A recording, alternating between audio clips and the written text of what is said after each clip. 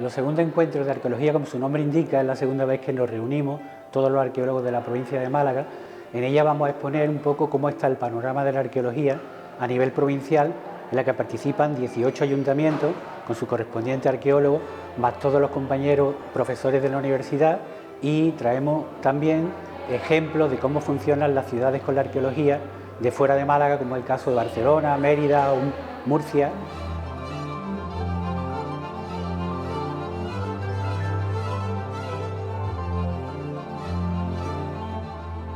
Precisamente una de las cosas que queremos trasladar a la sociedad y a los ayuntamientos en general es que la arqueología no solamente sirve para la investigación, sino también que es un factor importantísimo para lo que es el desarrollo económico y cultural de la provincia y de los ayuntamientos, y concretamente muy importante también para los municipios que tienen menos de 20.000 habitantes, que ayudan a crear recursos culturales para atraer visitantes y promover la economía local. Tal como demuestran estas jornadas y tantas otras que se están realizando, la arqueología, lejos de ser un problema para el desarrollo urbano, es una oportunidad. Hace quizá unas décadas, cuando algún constructor empezaba a encontrar restos arqueológicos, decía: tira, tira para adelante, que no vengan los arqueólogos que nos van a amargar. Es cierto que a veces la arqueología provoca aumento de costes o, sobre todo, aumento de plazos de ejecución, y eso no siempre es interesante para los promotores, sean privados o públicos, de una obra.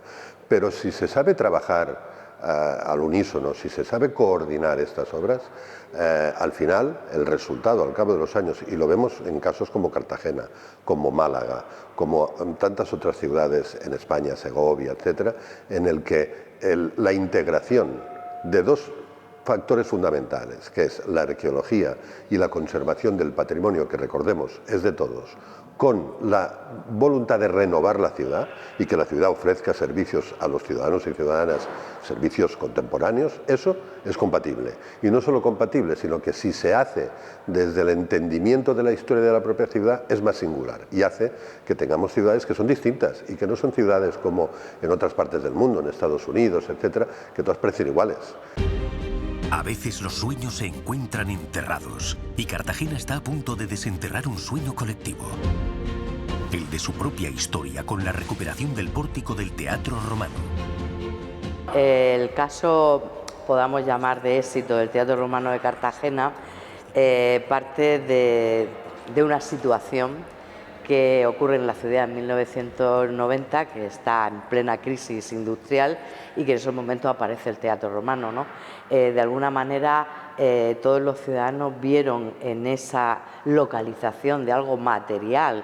En las fuentes históricas sabíamos muchas cosas de Cartagena, aparece con motivo de la Segunda Guerra Púnica, en fin, se conocía su existencia y su valor histórico, pero faltaba algo potente y material, ¿no? De alguna manera los ciudadanos se vuelcan con la recuperación del teatro como un elemento del pasado, pero que nos permitiera arrancar un futuro mejor, ¿no? Es cierto que, aunque fue todo un proyecto muy ilusionante, piensa que inauguramos el 2008, el año que estalla la crisis. Y de alguna manera ese potencial que habíamos puesto en valor permitió superar como ciudad mucho esa crisis que tuvimos, ¿sabes? Porque observamos que al tener un producto cultural de calidad, cada vez llegaban más cruceristas, cada vez los colegios les interesaba mucho más lo que estábamos contando, la tercera edad, todos los colectivos sociales con los que habíamos trabajado, pues favoreció que digamos, conforme fuimos abriendo, vimos que eso funcionaba. Otro de los elementos que queremos destacar en las jornadas es que precisamente el papel importantísimo que está teniendo la universidad. La universidad es fundamental porque es la que capitaliza los grandes proyectos de investigación y la que forma a los futuros arqueólogos y a los estudiantes. Y es en esos grandes proyectos donde nos vamos formando y vamos preparándonos para después asumir solo la responsabilidad de llevar las excavaciones, llevar la difusión, la conservación y la protección del patrimonio, precisamente, pero a través de esta escuela previa que es la Universidad de Málaga. Existe una relación entre la actividad económica y el apoyo. Y luego una parte muy importante que hemos añadido a esta jornada, a este segundo encuentro, es cuál es el estado de nuestras empresas de arqueología, que esto prácticamente no se está tratando a nivel andaluz, es decir, Se trata a nivel de investigación de universitarios, de investigadores personales, etcétera, etcétera, pero realmente no se chequea cuál es el estado de salud de nuestras empresas arqueológicas que empezaron en los años 80, estamos en el año 2024 y han evolucionado y queremos conocer cuáles son sus debilidades y sus fortalezas. Yo creo que es evidente y se está poniendo de manifiesto en estas jornadas que la arqueología es uno de los motores de desarrollo sostenible que deberemos tener en cuenta muy seriamente en la construcción de la sociedad del futuro, en la perspectiva de la Agenda 2030.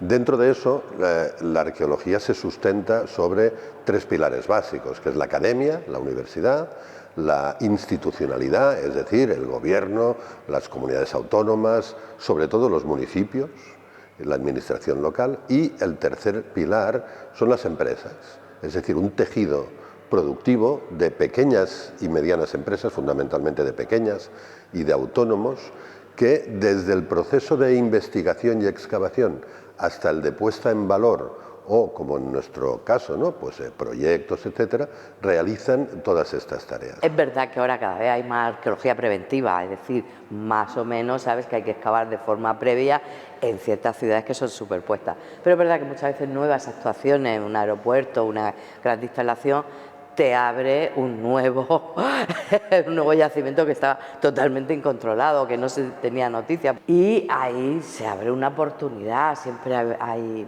posibilidades de compatibilizar proyectos y siempre hay formas de reubicar. Gracias a la evaluación de impacto medioambiental también se trabaja, yo creo, con más garantías en los últimos años.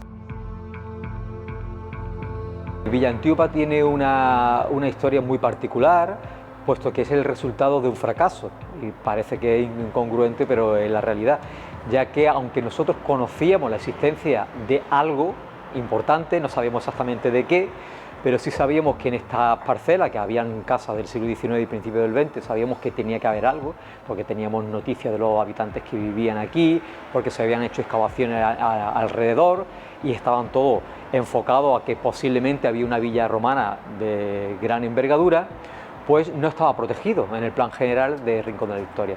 Y por tanto, cuando se concedieron las licencias para construir el bloque que tenemos encima, pues no había ningún tipo de cautela arqueológica y por tanto no se hizo ninguna intervención arqueológica. ¿Qué ocurrió? Que bueno, estuvimos vigilando el transcurso de las obras todos los días, mañana y tarde, y en el momento en que empezaron los rebajes, en 3 horas, pues se paralizó la obra porque vimos que habían restos que eran susceptibles a pertenecer a algo arqueológico. Por eso le pusimos Villa Antíopa, por ese personaje, y ella es una princesa tebana. Ahí hay una historia. Ahora lo que podemos ver en lo que es el Museo de Villa Antíopa es la parte urbana de todo el complejo de lo que sería una villa, en este caso marítima, ¿no? Dedicada sobre todo a la pesquería y a los salazones. Tenéis que tener en cuenta que las villas romanas tienen muchas partes, son muy grandes, tienen una zona productiva, que en este caso principalmente sería el salazón y el garum, tienen unos baños donde los dueños del edificio principal pues hacían vida social, se iban a bañar, y tenemos actualmente visible lo que es la parte donde vivían los dueños de todo el complejo, es decir, la casa, la gran villa residencial del dominus y de la domina. El valor que tiene Villa Antíopa es doble. Por un lado, arqueológico, estamos hablando de una de las mejores villas marítimas conservadas de todo lo que es el litoral andaluz, no estamos exagerando, y tiene otro valor que para nosotros es muy importante, que es el patrimonial, porque pensamos que Villa Antíopa es uno de los mejores ejemplos de cómo puede confluir los intereses patrimoniales con los intereses urbanísticos. Es decir, al final, aunque al principio para los promotores, incluso para las administraciones públicas, fue un poco complicado el tema, ya que, como hemos dicho, no había ningún tipo de protección, al final todo el mundo salimos contentos. Los promotores pudieron construir sus viviendas y la ciudadanía puede disfrutar ahora de esta maravilla arqueológica. La preparación con el rudo, las distintas capas, todo esto son roturas antiguas. Esto ya... nadie iba a venir a Rincón de la Victoria a ver un bloque moderno como el que tenemos encima. Sin embargo, viene mucha gente a Rincón de la Victoria ahora gracias a que existe Villa Antíopa. Por tanto, es un recurso de primer orden se han abierto incluso algunos negocios cercanos que están tomando temáticas romanas, ¿no? Incluso con vajillas de mosaico y eso, que me parece muy interesante. Y después también es un factor cultural interesantísimo para el Rincón de la Victoria, porque se ha convertido en un referente de cómo intervenir en el patrimonio arqueológico y, como hemos dicho, en la integración de estos restos, y porque la ciudadanía de Rincón de la Victoria, incluso a gente que todavía no la conoce, se siente muy orgullosa de su villa Antíopa. Entonces es como un símbolo de identidad que le será dado a un municipio que es muy moderno. Tenemos que tener en cuenta que Rincón de la Victoria es un municipio muy reciente, con un crecimiento muy rápido, y que tener un recurso patrimonial como este pues le da una mayor identidad, una mayor personalidad, y que, bueno, que nos sentimos muy orgullosos de ello.